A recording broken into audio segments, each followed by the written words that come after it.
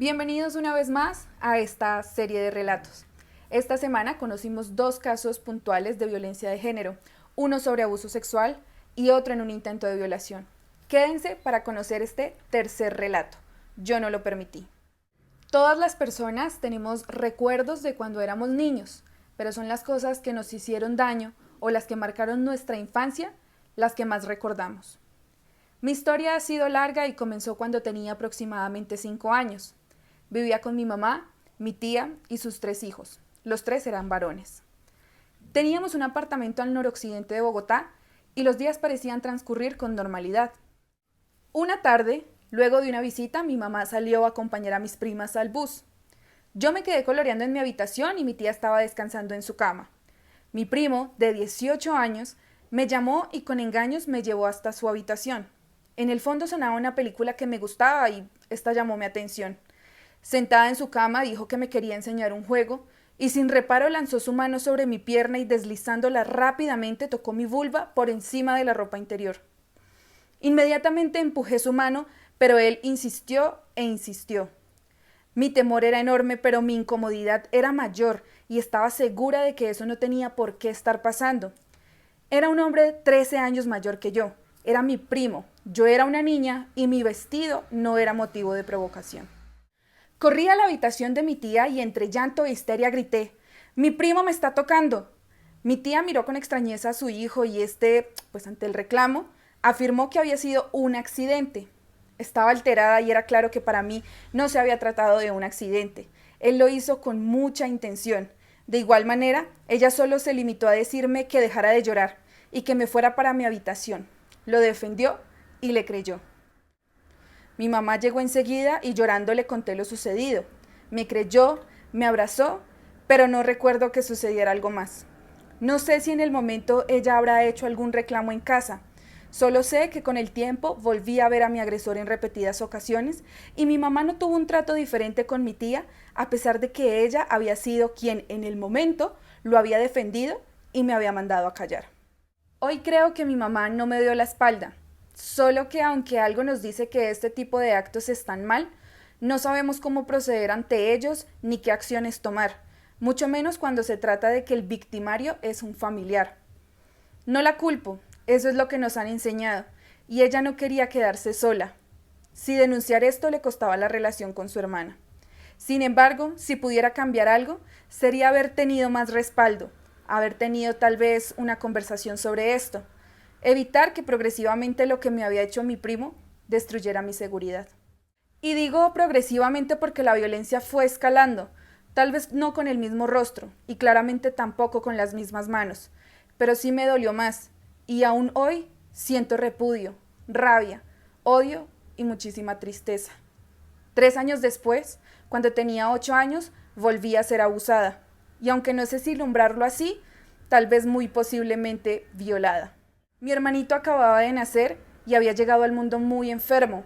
Mis papás se la pasaban en el hospital con él y para que no me quedara sola, mis abuelos se mudaron con nosotros. Después del colegio, llegaba a casa y mi abuela cocinaba para mí. Siempre se encargó de las labores de cuidado y mi abuelo era más bien el que me consentía, el típico abuelo alcahueta. Recuerdo que lo quería mucho y confiaba en él. Como llegaba cansada, siempre me acostaba en la cama con ellos hasta quedarme dormida. No sé cuándo habrá sido la primera vez, pero mientras pasaba mis tardes en esa cama y me quedaba a solas con mi abuelo, él empezó a agarrarme las piernas. Con fuerza se pegaba a mi espalda y empezaba a respirar de manera agitada en mi nuca. Excitado, me fue acariciando por encima de la ropa y con el paso de los días, entre los tiempos a solas y mi silencio lleno de miedo e intimidación, los tocamientos se tornaron mucho peor. Mientras con una mano se paseaba por mi cuerpo, con el otro brazo, rodeándome por el tronco, me aprisionaba los brazos y manteniéndome inmóvil, pegaba su boca a mi oído y me decía que solo me estaba consintiendo y que aunque no era nada malo, no debía contarle a nadie. Pasó de tocarme por encima de la ropa a desabotonarme el pantalón y meter su mano entre mi ropa interior. Recuerdo perfectamente cómo metió sus dedos y separaba los labios de mi vulva, con fuerza los restregaba en mi interior y lo cierto es que no sé hasta dónde los llegó a meter. No fueron 1 o 2 veces, fueron días durante meses, Era prisionera del miedo. Nunca supe cómo detenerlo. No sabía hacia dónde correr o a quién contarle. A lo mejor ya me habían callado una vez, y eso me detenía para decirles. Yo ya no confiaba. Hasta que un día, todo sucedió una vez más, pero aquel hombre, 50 años mayor que yo, ya no le bastó con refregar su pene en mí y respirar de manera agitada mientras metía sus dedos en mi vulva, sino que ahora quería verme y también besarme. Ya no pude soportarlo más. Con fuerza logré zafarme de él y me dirigí hacia el baño, que era el único lugar con puerta, y mientras él venía detrás mío, yo corrí y me encerré. Al oír que mamá había llegado con mi abuela, me lancé a sus brazos y le conté lo que había sucedido ese día. Entre el afán del momento y la presión a la que me sometí mientras denunciaba, no pude contar lo demás. Hoy no sé si me arrepiento o a lo mejor me doy por resignada. ¿Haber contado todo el abuso que había sufrido durante meses hubiera servido para algo? El caso decidieron tratarlo como una confrontación, y aunque no era equitativa, éramos la víctima, el victimario y dos mujeres llorando alrededor. Le preguntaron que por qué lo había hecho, y muy campante el viejo respondió con descaro y presunta inocencia que no sabía lo que hacía, que lo había hecho sin intención. Se limitó a pedirme disculpas y atendió a las órdenes. Fue echado de la casa con el beneficio otorgado por su hijo, es decir, por mi papá, de tenerle misericordia y no denunciarlo para que no se fuera a la cárcel. Y fue precisamente eso.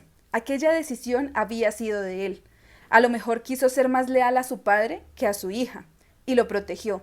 Porque si quieren saber mi opinión, yo aún sigo esperando que haya justicia, y que mi denuncia no solo se hubiera quedado en un llamado de atención en la sala de mi casa. Mi abuela se fue con él, y con el tiempo ya nadie quiso hablar del tema. Me quedé callada, y a medida que pasaron los años, tuve que seguirlo viendo y obedeciendo a las órdenes de mi papá. Me dijo que lo superara y que respetara a mi mayor, que era mi deber saludarlo y entender que lo que había pasado lo debía perdonar. Qué doloroso y qué rabia. ¿Cómo es que aún hoy y todo este tiempo decidieron tratarlo tan normal? Ignoraron mi denuncia, no la trataron con la gravedad que yo lo sentí. Me reviso y reviso el tiempo. Lloro, me inundo de rabia y exijo que alguien me dé la razón. ¿Habrá sido mi culpa? ¿Me callé lo que no debía? Me lamento cada que lo recuerdo y me pido perdón. Fueron tantos viendo el abuso y aún así, cada que lo pienso, solo me culpo yo y deseo haber tenido más valentía que temor, para haber gritado y nunca haber permitido que su mano avanzara por mi cuerpo y dentro de mi ropa interior. Pero me detengo y recuerdo que eso sucedió cuando yo era una niña y mis abusadores fueron entre 13 y 50 años mayores que yo. ¿Por qué no me defendieron? Porque aún hoy prefieren decirme, ¡ay, no me hable de eso que me da rabia!, e ignorarme sin explicación. ¿Qué clase de silencio se jura al interior de la familia? Porque ese silencio se llevó mis sueños, mi autoestima y mi capacidad de construir un buen amor. Nadie pensó en eso, pero los abusos me hicieron insegura de mi cuerpo, y cuando tenía 16 años me metí con un hombre 10 años mayor que yo. En mis ansias de refugio, creí en sus promesas y algunos meses después inicié mi vida sexual. Aquel nuevo hombre en mi vida, por su edad y sus palabras, me hizo sentir segura. Le agradaba mi cuerpo mientras a mí me avergonzaba. Pensé que él borraría todo el daño que mis abusadores en años pasados me habían causado. Aunque planificaba, no nos aseguramos y luego de 2 meses quedé embarazada.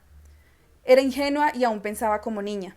La inseguridad, los problemas al interior de mi casa y mi afán por sentirme segura me hicieron pensar que el bebé que esperaba salvaría mi vida. Cerré mis ojos y pude verme con un esposo, con un bebé y como una mujer que estaría protegida por su familia. Qué gran sueño, ¿no? Durante mi embarazo, mis padres me presionaron para darlo en adopción. Sin embargo, mi novio, de entonces 10 años más que yo, me vendió la idea de que lo tuviéramos, de que seríamos los 3 contra el mundo, y la verdad es que no, solo me manipuló. Cumplidos los 9 meses de gestación, nació mi primer hijo, y solo hasta cuando estuvo fuera de mí, los doctores supieron que había nacido con síndrome de Down. Yo tenía 18, un hijo con una condición que no entendía, y muy pronto un novio que, aún siendo mayor, solo sabía holgazanear y pedir que le hiciera de comer. No siendo suficiente la situación a la que me enfrentaba como madre primeriza y estando arrojada a la vida de pareja a partir de mis decisiones, En la intimidad de asumir una vida como esposa, le confié los registros de mi periodo a mi pareja. Y él, sin mi consentimiento y aún sabiendo que yo no estaba planificando, en medio del coito, él eyaculó dentro de mí y fue ahí donde quedé embarazada de mi segundo hijo. Ya tenía un bebé con una condición específica y la situación económica era precaria. ¿Cómo iba a tener este segundo hijo? Mis opciones no contemplaban el aborto y aún así no entendía por qué me estaba sometiendo a la duda si fue él quien manipuló la situación y sin mi consentimiento eyaculó en mí con intenciones de confirmar que era dueño de mi cuerpo, de mi vida y de mi maternidad. Aún así, hoy dice que todo fue obra y voluntad de Dios. Mi niñez, mi adolescencia y mi maternidad habían sido protagonizadas por hombres y no eran gratos los recuerdos en ninguna etapa. El abuso, la manipulación, la confianza traicionada y una relación de poder constantemente abusiva precarizó todos los aspectos relacionados con el sano desarrollo de mi personalidad, el amor propio y las relaciones humanas. Se fue deteriorando mi cuerpo y ante mis ojos hoy siento vergüenza de él. No me creo capaz de usar algo ajustado ni sentirme orgullosa de cómo mi piel se fue deformando ante los cambios. No es solo mi cuerpo, es mi incapacidad, por inseguridad, de haber tomado mejores decisiones, de no haber creído en las falsas promesas del padre de mis hijos, es haber asumido tan joven una vida para la que yo no estaba preparada. Fue el silencio que no me permitió hablar de lo que me dolía y me empujó a ser la persona vulnerable para los hombres que en mí encontraron el cuerpo y la persona perfecta sobre la cual gobernar y decidir. Me tocaron, me manosearon, se masturbaron en mí, me obligaron a gestar, deterioraron mi seguridad, mi autoestima y mi cuerpo. Y uno tras otro solo lograron imponer sus deseos de placer y poder sobre mí. Hoy siento que ya estoy vieja, no encuentro sueños o motivos de ser en mí. Creo que no merezco nada, ni siquiera una buena experiencia en el amor. El bebé que me impuso mi pareja resultó sometiéndome a más dolor. Yo no lo había pedido. Yo no pedí prestar mi cuerpo para gestarlo. Yo no lo parí para verlo morir 11 meses después. ¿Por qué tenía que vivir esto? ¿Por qué los hombres que abusaron de mí me asignaron un lugar sin habérmelo consultado? Ellos siempre negociaron desde su propio placer, cosificando mi cuerpo e instrumentalizándolo para sus propios intereses. Desde los abusos y la perpetuación del silencio con la indiferencia de mis familiares, se fueron encadenando un acto al otro. Y con 24 años, un hijo con síndrome de Down, otro fallecido y un hombre del que no tengo valor para separarme, me miro y sé que nadie nunca me ofrecerá su perdón. Y aunque tengo rabia y muchas ganas de vengarme, eso nunca sucederá porque la justicia es permisiva. Las familias guardan silencio y los hombres cuyos cuerpos no sufren las violencias afirman que lo que resta es perdonar. Pero si alguien merece mi perdón, esa soy yo, por haber creído durante tanto tiempo que mi silencio, mi baja autoestima, mi inseguridad ante el mundo y mis decisiones fueron culpa mía, cuando en realidad fueron ellos quienes me las impusieron y me impulsaron a tomarlas. A veces digo que no entiendo por qué lo permití, pero ¿yo lo permití? ¿Alguien me preguntó si yo quería todos y cada uno de sus abusos? ¿Fui parte activa de la supuesta negociación? Para haber aceptado y haber permitido, ellos tuvieron que haberme preguntado si yo quería, y eso nunca pasó. Así que no lo permití, porque nunca di mi consentimiento. Pero hoy, algo de lo que sí estoy segura es de que me quiero quitar la culpa y me quiero permitir el perdón.